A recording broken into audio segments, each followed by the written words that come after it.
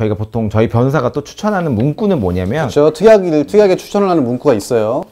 그거는 저희가 저도 저희 친척들한테 말합니다. 이거 꼭 쓰라고.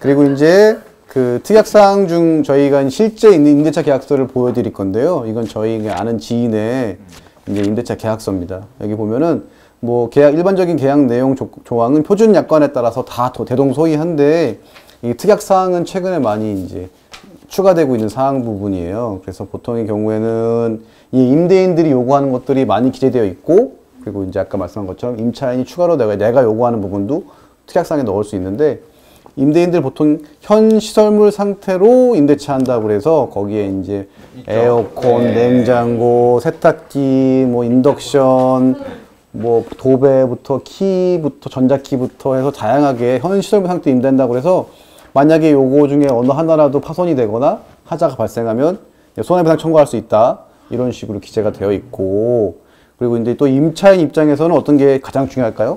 임차인은 솔직히 전세는 대부분 대출이다 보니까 이제 전세보증보험 가입이나 아니면 전세자금 대출을 받았을 때 적극적으로 협조해야 된다는 문구를 요즘 다 넣으려고 합니다. 네. 있죠? 네. 왜냐면 협조 안 해주면 대출이 안 나와요. 근데 계약은 했고 일부는 했는데 나머지 은행에서 나와야 되는데 그게 협조를 안 해주면 이거 그럼 계약금 날리는 거냐, 이런 법적 분쟁이 생길 수 있기 때문에 보통 전세자금 대출 진행에 적극 협조하며 부결 시 계약금을 반환한다라는 문구를 우리 임차인들은 꼭 써야 됩니다. 그리고 말씀드린 전세보증보험 가입에 동의하고 협조하는 경우도 있고요. 그리고 가장 중요한 건데, 아까 말씀드렸던 거랑 또 대동소이한 얘기긴 한데, 근저당권에 관한 문제예요. 그러니까 당시에 이제 전세 임대차 계약을 체결할 당시에는 어떠한 근저당권이 설정되어 있지 않았는데, 근데 중간에 근저당권이 설정돼 버리면은, 물론 내가 우선 변제권 대항력이 있다 하더라도 만약 임대인이 돈을 변제하지 못할 경우에 경매에 넘어갈 위험성이 있기 때문에 특약사항으로 전세 기간 동안 또는 임대차 기간 동안 어떠한 물건도 설정하지 않는다, 이런 조건을 설정하는 경우도 있는데, 이런 특약사항은 임차인에게 아주 중요한 좋은 특약사항이에요. 그런 걸 꼭 넣었어야 되는데. 근데 임대인이 거의 안 써줘요. 임대인이 안 써줍니다. 왜냐면 임대인은 갑자기 돈이 필요할 수도 있는데, 근데 이걸 강하게 요구하면 써주는 경우도 있습니다. 저희가 이제 법적으로 분쟁이 또 있는 게 뭐냐면, 이 대항력이라는 거, 우선 변제권이라는 거에 하나의 흠결이 있습니다. 그게 뭐냐면, 우리가 전입신고하고 확정일자를 받고 이제 이사를 왔다 하더라도 그에 대한 효력이 그 다음날 0시에 발생이 돼요.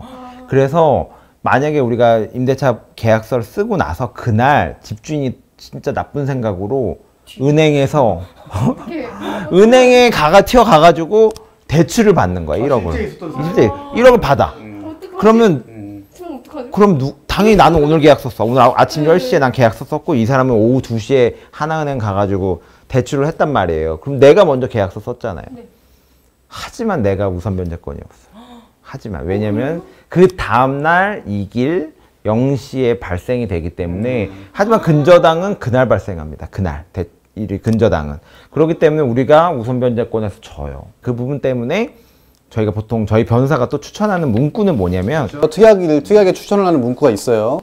그거는 저희가 저도 저희 친척들한테 말합니다. 이거 꼭 쓰라고. 그러니까 왜냐면 아예 계약 시부터 어떤 일체의 뭐 근저당 설정하지 않는다는 문구를 쓰면 가장 좋고요. 그렇죠. 최소 그게 아니더라도 우선 변제권을 확보해야 되기 때문에 특약사항에 잔금일이 이제 계약하는 날이죠.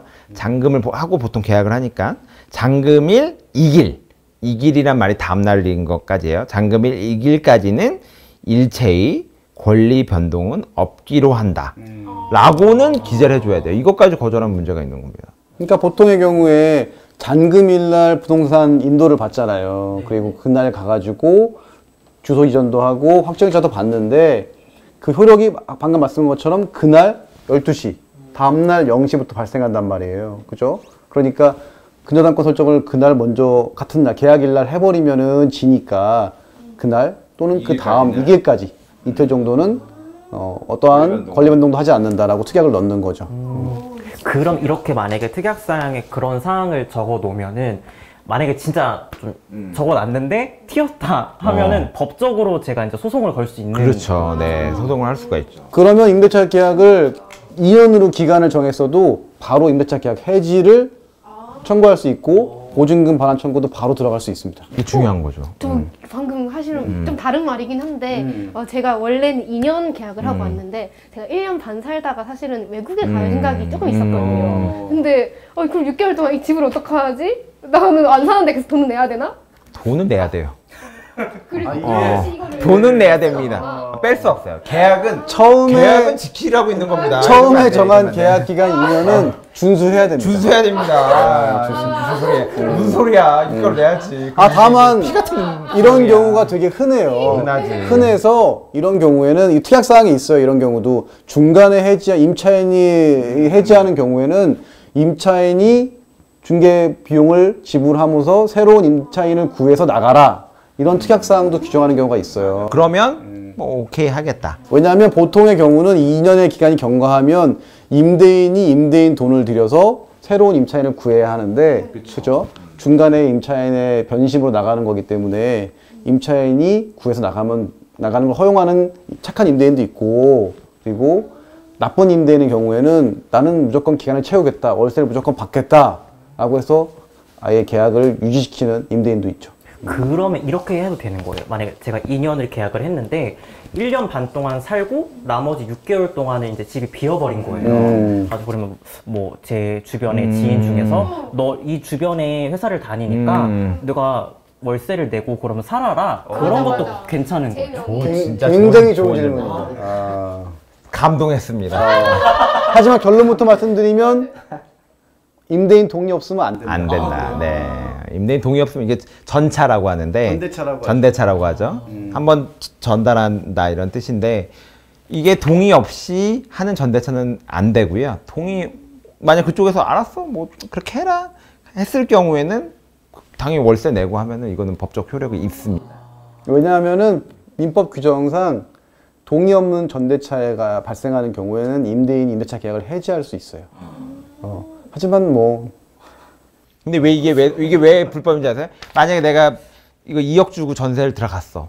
근데 내가 막 친구한테 월세를 엄청 많이 막 바가지로 받는 거야. 맞아. 그러면 오히려 임대인은 있는데 돈을 벌고 있네? 내 집 가지고? 맞아. 그러니까 이런 게 문제가 생기니까 이거 임대인 집인데. 그 임대 목적물에 이제 하자가 발생할 수 있죠. 근데 막 클럽하우스를 만들어 놨어. 그럼 거기 술을 먹고 애들이 막 토를 해. 그럼 이거 어떡해? 나는 이 청년이 좋아서, 이 청년이 올바로 보여서 했는데, 이게 누군지도 모르는 애가 와가지고 막 이러니까 누가 책임집니까? 그렇기 때문에 동의 있는 전대차는 효력이 있으나 동의 없는 전대차는 효력이 없다. 이런 말. 저희는 법적인 원칙만 말씀드리는 거예요. 편을 드는 게 아닙니다. 아셨죠? 그래서 말씀드린 것처럼 특약사항에 그렇게 이제 근저당 같은 위험이 있기 때문에 이거 누구든지 진짜 항상 걱정하는 사항이에요. 그래서 최소 2일까지는 권리 변동은 없기로 한다라고 기재를 하시면 큰 문제 없이 될 것 같습니다. 그러면 이제 계약 시 유의사항들은 이제 저희가 다 말씀드린 것 같고, 이제 세 번째, 이제 임대차 계약 기간이 거의 끝날 때쯤, 만료가 돼갈 때쯤에 이제 유의사항에 대해서 설명을 드리겠습니다.